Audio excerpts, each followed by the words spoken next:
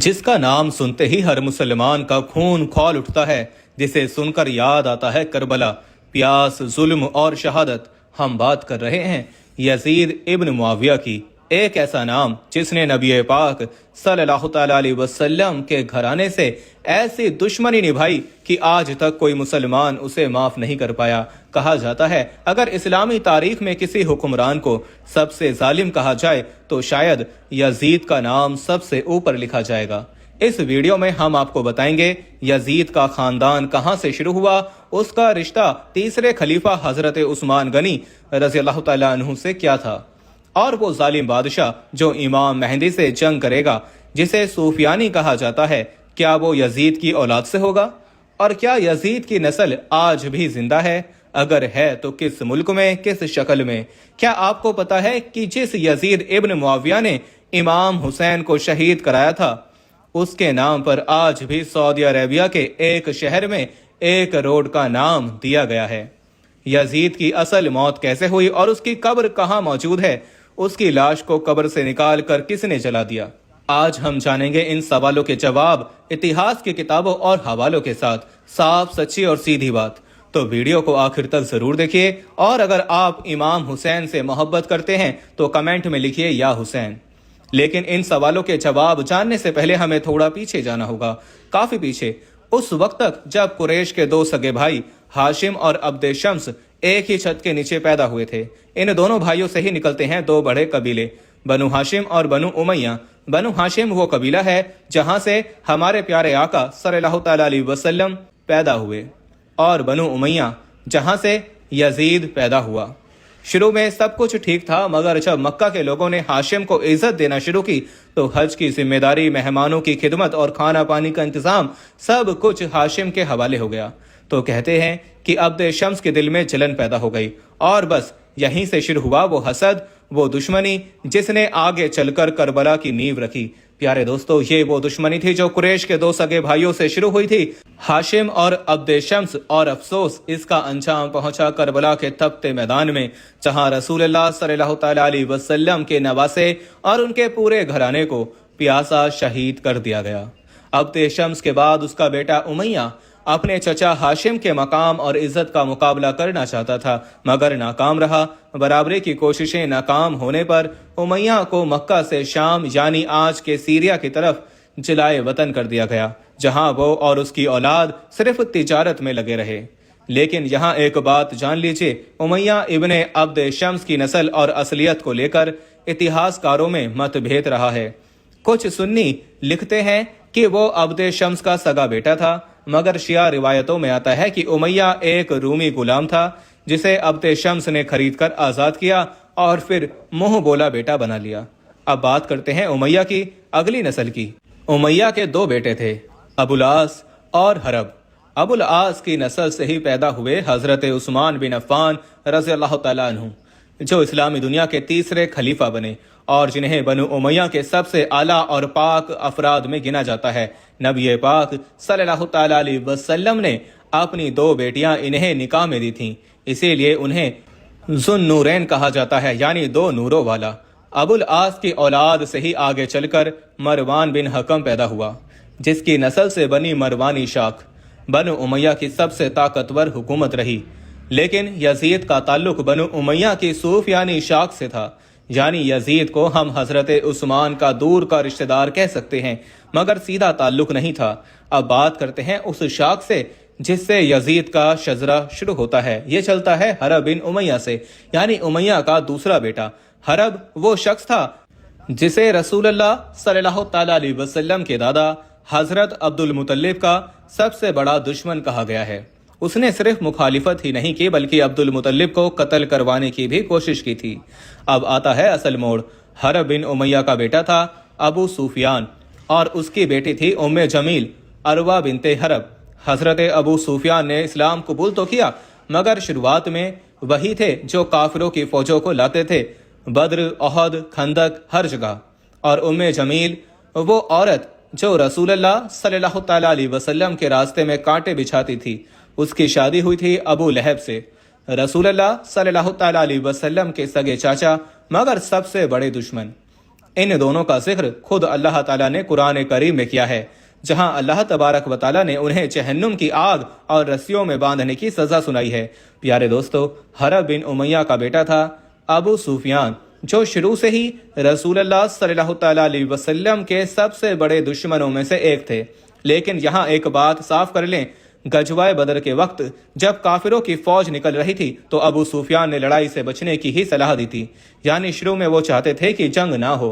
बहरहाल हजरत अबू सुफियान को ही बनु उमैया की सूफियानी शाख का जद्दे अमजद माना जाता है, यानी उन्हीं से आगे चलकर यजीद पैदा हुआ। हजरत अबू सुफियान की बीवी थी हिंद बिनते उतबा, जिसका जिक्र आते ही हर मुसलमान का दिल कांप उठता है। ये वही औरत थी जिसने गज़वाए उहुद में हजरत हमजा को कत्ल करवाया, उनकी लाश की बेहुरमती की और उनका कलेजा चबाया। ऐसा सलूक किसी जानवर से भी नहीं किया जाता, मगर उसने नबी के चाचा के साथ किया। फिर आया साल 630 ईस्वी, जब मुसलमानों ने मक्का को फतह किया और मक्का की सरजमीन पर कुफ्र की ताकतें दम तोड़ गईं। उसी वक्त अबू सुफियान ने अपने दोनों बेटों यजीद और मुआविया के साथ इस्लाम कबूल कर लिया। हालांकि दिलों का हाल तो अल्लाह जानता है, लेकिन हकीकत ये भी है कि नबी पाक सल्लल्लाहु अलैहि वसल्लम ने उन्हें माफ फरमाया, उन्हें यमन और ताइफ के इलाकों में अहम ओहदे भी दिए। और हजरत अबू बकर सिद्दीक रज़ियल्लाहु तआला अन्हु के दौर में हजरत अबू सुफियान को नजरान का गवर्नर बनाया गया। अब आइए बात करते हैं हजरत अबू सुफियान की औलादों की। उनकी 3 अहम औलादें थीं। उम्मे हबीबा रज़ियल्लाहु तआला अन्हा, जिन्हें उम्मुल मोमिनीन का दर्जा मिला क्योंकि उनकी शादी रसूलुल्लाह सल्लल्लाहु अलैहि वसल्लम से हुई थी। नंबर 2, यजीद बिन अबू सुफियान, जो इस्लाम लाने के बाद शाम के लिए रवाना की गई फौज के कमांडर बने और हजरत उमर रज़ियल्लाहु तआला अन्हु के दौर में गवर्नर शाम रहे। नंबर 3, मुआविया इब्ने अबू सुफियान, जो आगे चलकर इस्लाम के पहले बादशाह बने।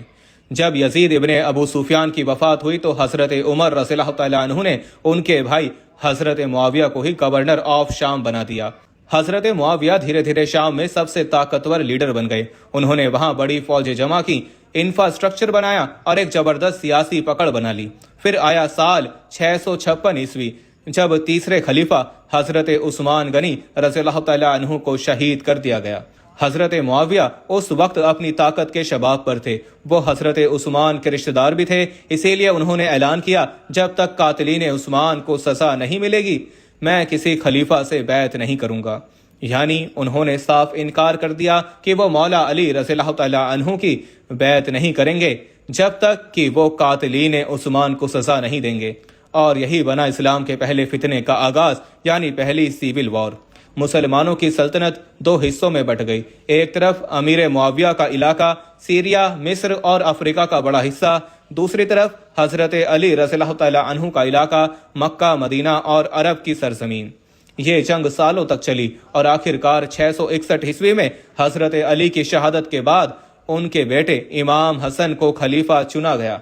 मगर कुछ ही वक्त में इमाम हसन ने फितनाए जंग को रोकने के लिए हजरत मुआविया से सुलह कर ली।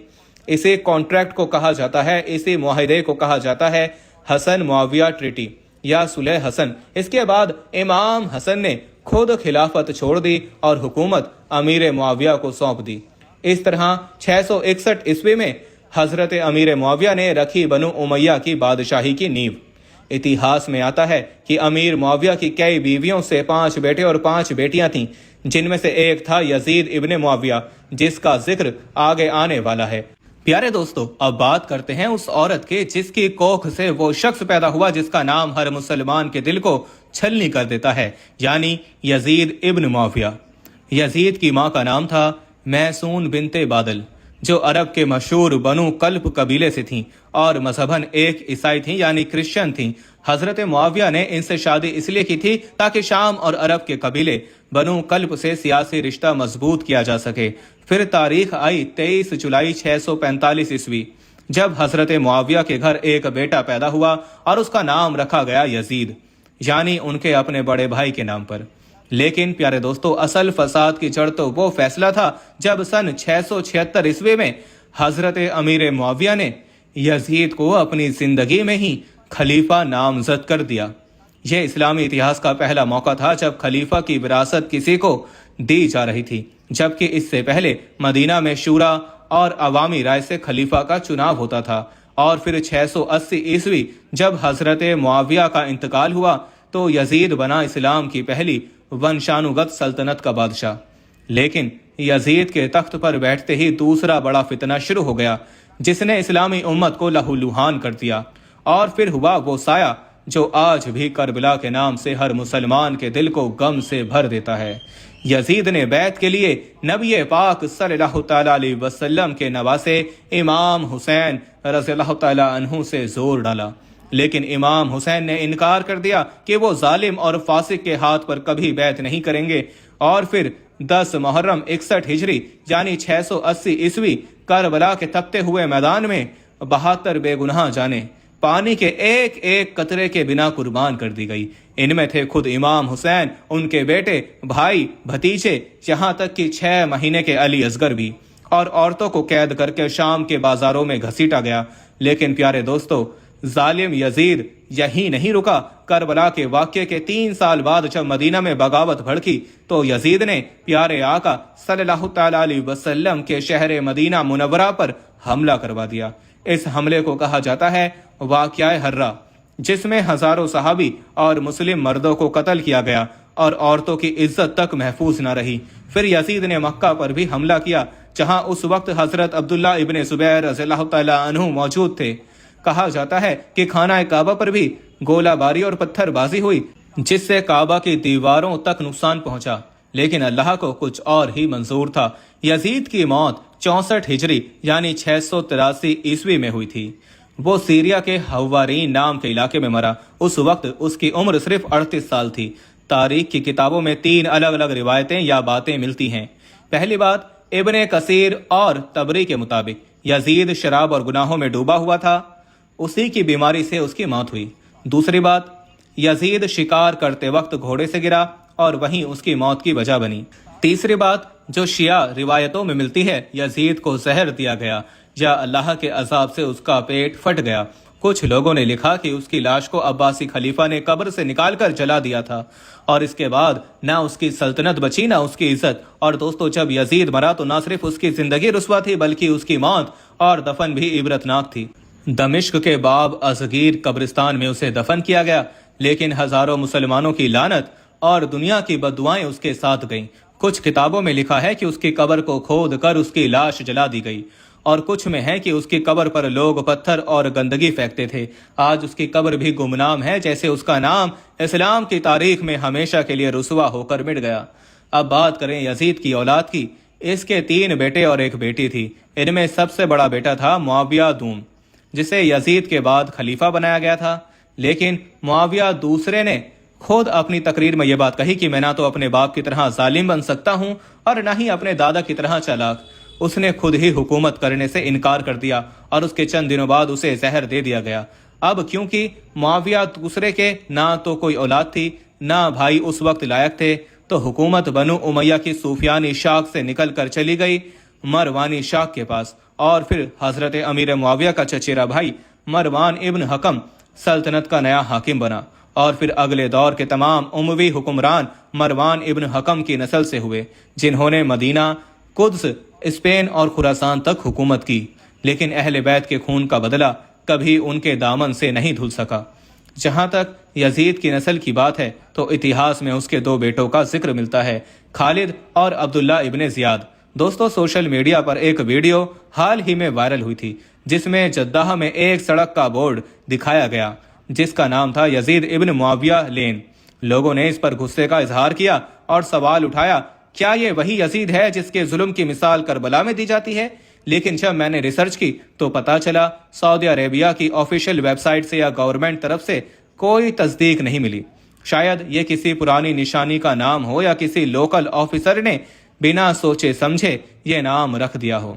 एक और रोड रियाद में है जिसका नाम है खालिद इब्ने यजीद इब्न मुआविया स्ट्रीट, यानी यजीद के बेटे के नाम पर है, लेकिन लोगों ने इसे भी यजीद से जोड़कर तनकीद की। दोस्तों, करबला का गम हर मुसलमान के दिल में है। ऐसे में किसी भी जगह का नाम यजीद के नाम पर रखना, चाहे गलती से हो या जानबूझकर, पूरी उम्मत को दुख पहुंचाता है। کچھ شیعہ اتہاس کار کا ماننا ہے کہ آخری دور کا ایک ظالم بادشاہ جسے سفیانی کہا جائے گا، جو امام مہدی کے خلاف لڑے گا، وہ شاید انہی بیٹوں کی نسل سے ہوگا۔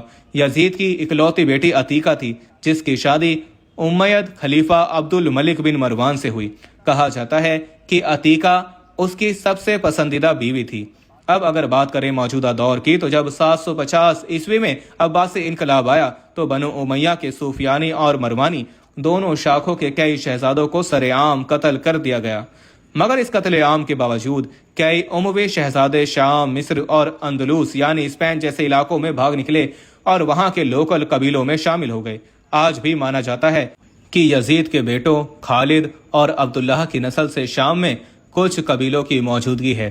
یہ لوگ اب پوری طرح مقامی آبادی میں گھل مل چکے ہیں۔ اگر مروانی شاخ کی بات کریں تو امید خلیفہ مروان دوسرے کی نسل دنیا کے کئی حصوں میں پائی جاتی ہے۔